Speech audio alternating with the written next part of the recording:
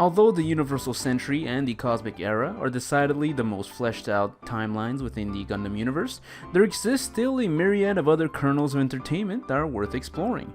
While many of the shows I'll be looking at today do each form their own individual timelines, taking that into account actually makes things more confusing and should instead be considered as standalone series or standalone set of series for those with sequels and subsequent media. Unlike in previous episodes where I tried to create a coherent watch order relying vaguely on in-universe chronology, the series we will be looking at today don't really have connecting threads, so we will be looking at them using real-life chronology or simply their release dates. However, do note this is not an exhaustive list of series in release order, as we have already tackled a number of them through our examination of both the Cosmic Era and the Universal Century. On the other hand, as these were released one after the other within months or years, you can generally experience a gradual visual improvement and the evolution of plot, points, and stories. On average, the flagship Gundam shows are typically rather dense with some combination of politics, drama, and military maneuvers. G Gundam tried to deviate from that formula. With a tournament as a premise, G Gundam was much more dedicated to the action and fights, and to do so it often leans on the goofy. To this day, G Gundam has some of the most infamous designs for mobile suits that the fandom loves to hate or hates to love. G Gundam does not try to be highbrow in any manner. The characters are simplistic and straightforward, the premise is dumb but effective, and while I recommend this on the hopes that you have this under your belt and are in on the memes, but to be honest, it's not the prettiest looking thing and some of it does not age well. A fine choice if you have nothing else planned to sit through a single 49 episode season, but not something to go out of the way for. We can argue whether or not G Gundam went too far, but Gundam Wing definitely feels like a return to the status quo. Although not the default Gundam series during my childhood, as I was a seed kid, Gundam Wing is well known as being the first Gundam series to be aired on television in the US.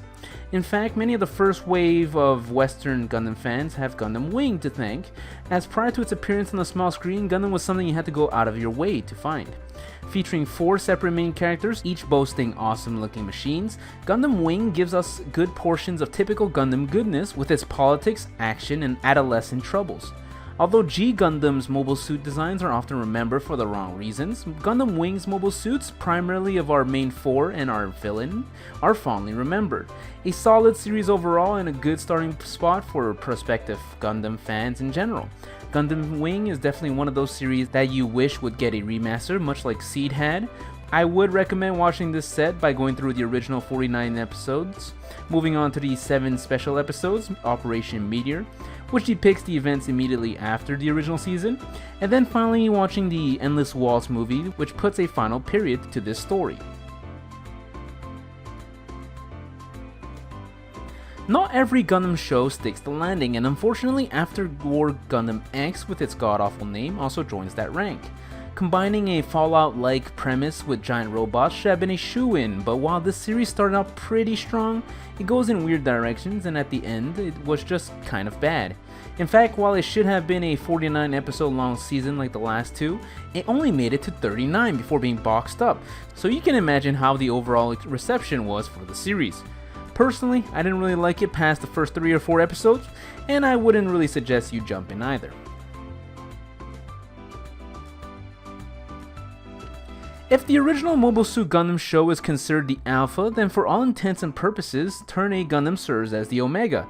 Noted by the original creator of the series as a means to accept all of the Gundam series, Turn A can be seen as a culmination of all that is and will be Gundam, as it teases and embraces past series. Turn A is a great series, straight up. It has a softer tone than the baseline series, but it still holds the same themes of conflict and introspection that keeps it interesting. Although it first came out in 50 episodes, it has since been compiled into 2 movies, Earthlight and Moonlight Butterfly, which is a great representation of the series as a whole. A must-watch really, even if only for that mustache. Although we skipped a few series in the interim, as we've covered those already in previous parts, Gundam Double O represents for me Gundam of a new age, at least visually. Filled with stunning visuals that still look good to this day, Gundam Double O feels like a modern Gundam Wing with its own set of 4 main pilots. The action scenes of this show are super solid and has a lot to offer on all fronts. It isn't perfect, of course. The actual main character, Setsuna, is pretty monotone and the plot goes a little off the deep end by the finale movie, but was enjoyable nonetheless. The series first came out as two 25-episode long seasons totaling 50 episodes, and I think it remains a solid option to enjoy, even if it has since been compiled into 3 special edition episodes that cover the entire story. Finally, the movie Awakening of the Trailblazer concludes the storyline, and while not really anything to rave about plot-wise, does make a highly entertaining visual spectacle. Probably aimed to a younger demographic, Gundam Age is an interesting story on paper, as it follows the story of an entire lineage of Gundam pilots, starting with Grandpapa Flit's story and ending with Kyo at the helm. It's a perfectly serviceable series. I found it repetitive in some sense, replaying similar story beats throughout the plot, but is still a relatively good watch considering it is only 49 episodes. I do like that early on they introduced more modular Gundams, the kind that pick and choose its parts according to the situation, but that's not really a selling point, just a neat observation. Visually, Age is pretty good. I think it fills all the categories that a Gundam series should hit. This series feels like it serves its own timeline and fills out all aspects of it. It's definitely more good than bad, and I think this is a series that I wish was planned better and spread out properly.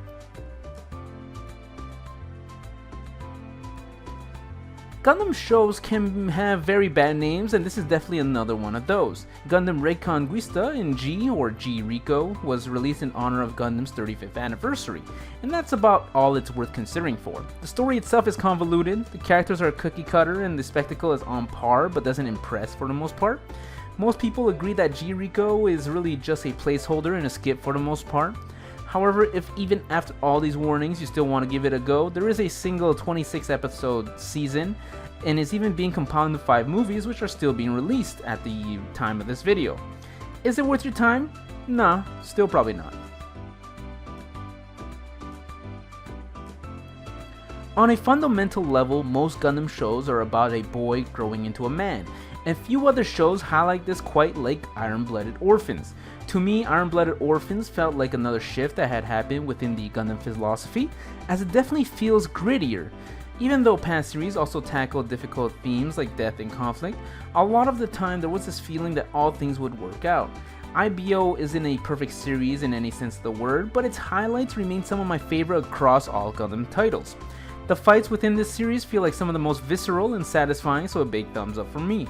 The cast of characters within Iron-Blooded Orphans, although individually average, together form a highly likable family, and the ending remains one of the most memorable within any piece of Gundam media. The series has 2 separate 25-episode seasons totaling 50 episodes, and I highly recommend giving this one a look. With all things said, Gundam has had its ups and downs, and at least for me, there are more ups than downs. The ones who feel like must-watch are Wing, Turn A, Double O, and Iron-Blooded Orphans. The ones who are worth your consideration if you have spare time are G Gundam and Age, and finally, the one you can ignore for the most part are After War and Reconquista and G. For New Age prospective fans, definitely give Double O and Iron-Blooded Orphans a chance, as they are also wonderful ways to get into the series if you just want a taste of what Gundam has to offer in a very polished package. With this last part, we covered just about everything that I think a Dummies guide should cover, and while other unexplored bits and pieces still exist like the various mangas or games, none of them really add too much to the soup without tainting it. I hope this has been an enjoyable series of videos for you dummies out there, and I hope you'll come back for what we have to offer next. Finally, I will be releasing a combined mega episode for a very long but one-sitting dummies guide. Thanks for watching.